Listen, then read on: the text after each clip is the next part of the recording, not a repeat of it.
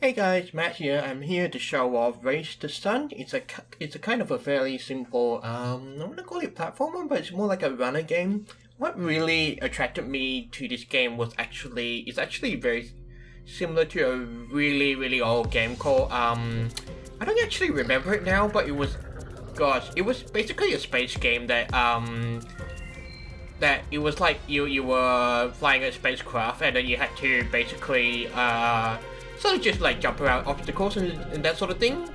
Start of its Sky something, but yeah, otherwise Race the Sun is a fairly simple sort of like runner game where you play a solar power plane and basically your goal is to get as far as possible. Oh, and I was not paying attention there. Alright, so yeah, and obviously if you crash, you're playing something. But nevertheless, the concept is fairly simple. You sort of just run around. You collect these I think they're called trisses, but basically they're just like your points sort of thing, where you can sort of just build up more points for a higher combo. So you can see the multiplier in the top left and the increase in score. Now these green things I'm collecting are sort of like jump modules, so they basically allow you to jump. So I'll just do it right now. And then, I wonder if I can, okay, yeah, I thought so. Okay, and then the yellow parts is actually, the yellow modules is like a speed boost, because ultimately ultimately that sun in the distance is actually going to go down over time, and you need to collect the, the yellow modules, which are basically like light boosters, and so they increase your speed and sort of just keep like your overall, it's sort of like your overall survivability going. And yeah, the main caveat is that obviously you've got to stay in the sunlight, because otherwise if you stay in the shadow for too long, your playing will slow down because it's actually solar powered. So this is a game made by I can't remember the name of the studios anymore, but I'll put a link in the description below. So yeah, looks like we've gone into a portal, which is interesting. Oh god, this is actually very new to me. I don't even know what to do now. Whoa. Alright.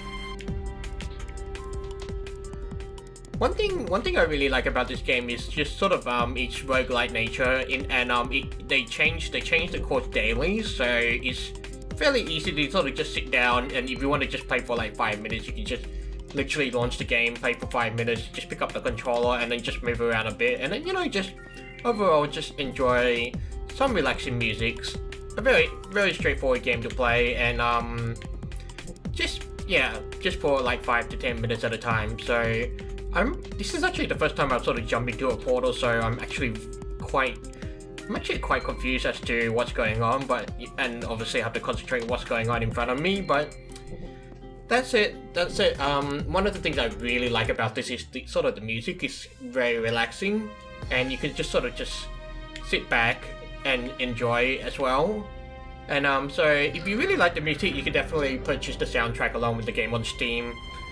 So and basically, I've got a shield now, so this is the first time I've actually got a shield, so I'm actually a bit surprised. And this is actually my first okay.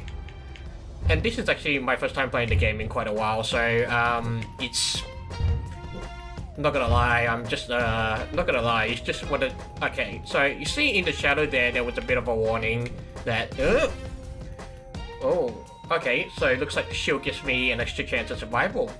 Not bad. So one of the things about this game is that if you sort of just like keep playing, and then you just sort of keep getting better, you'll progressively get like more upgrades, that sort of thing. And it's just basically incremental, so I couldn't react to that properly because I was basically not familiar with what was going to come up. So here you can see on the left we've got like the daily rank, how long it takes when the daily world will reset, and as well as how many regions I've cleared. And then the tris is the blue triangle things I was referring to earlier. Now see on the top right you can see the level, and then below that you can see like clear 4 regions with no collisions. So these are basically like mini achievements that actually once you achieve them, your level goes up basically. So it's so in this sense is that they give you something to focus on, and essentially it's something incremental that you can sort of just work towards, and then it gives you a bit more variety. So I mean, and obviously the number of points, like the first one is 1 point, second one is 2 points. It's obviously increasing in difficulty. So if you've been playing for a while, like you can actually get upgrades for your ships and badges leveling player stats. So yeah, the first one is obviously a magnet where obviously you can grab pickups for the greater distance. That's pretty straightforward. Jump storage, you know, the green crystal things, the jump modules I mentioned earlier. So obviously these are kind of very straightforward upgrades. So I had the battery on there at the moment. So it's mainly because what was it? Mainly because when I was previously playing this game, I was having a bit of trouble sort of surviving beyond the third region because I was basically not collecting enough sun. And oh dear, looks like, yeah, I've got a reduction on my oh boy. So yeah, in this sense, it's a very straightforward, simple game that you can sort of just sit down and play for a couple of minutes. Like, you know, I'm just kind of being a bit silly here, but actually, you know what? I'll be quiet for a bit so you can just sort of enjoy the music.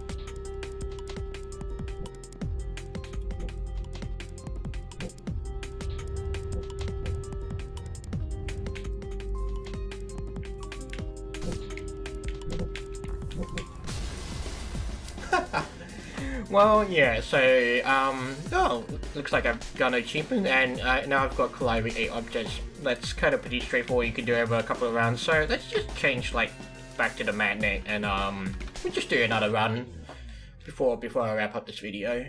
Alright, so let's just go all the way up to the right just to see what's happening here. Oh dear, oh. Let's try and grab that? No, that's not gonna work. Alright.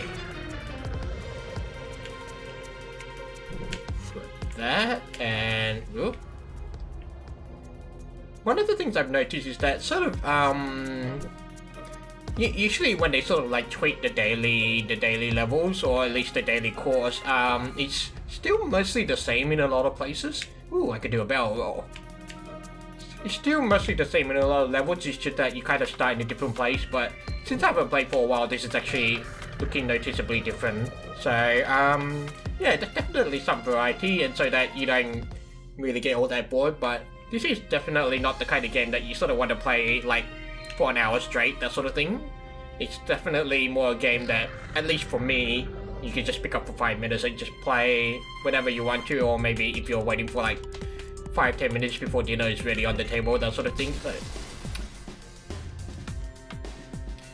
But of course, a degree of consistent practice is necessary for you to be able to react appropriately. So, so with that, there's actually once you get a bit higher, there's like this there's at least 2 different modes here, and then there's also the DLC, which I actually haven't got. But if you really like this game, it's definitely worth getting the DLC. So I'll just play the Apocalypse mode, although I'm pretty sure I'm gonna die very quickly. Oh, yep, I thought so. Let's do one more run. Alright. Alrighty. And there we go. Oh god, what is happening? Oh. So, as you can see, it's kind of a harder mode, which is I'm obviously not very good at, but that's kind of the idea. So there's enough content there for you to keep yourself interested and keep yourself entertained, and for the most part, it's again, a very simple game, very enjoyable game with some good music, certainly worth purchasing the soundtrack if you're up for it. It's only a couple of dollars in addition. And yeah, so this is Raise the Sun. I'm Matt. Thank you for watching, and I will see you on the next video.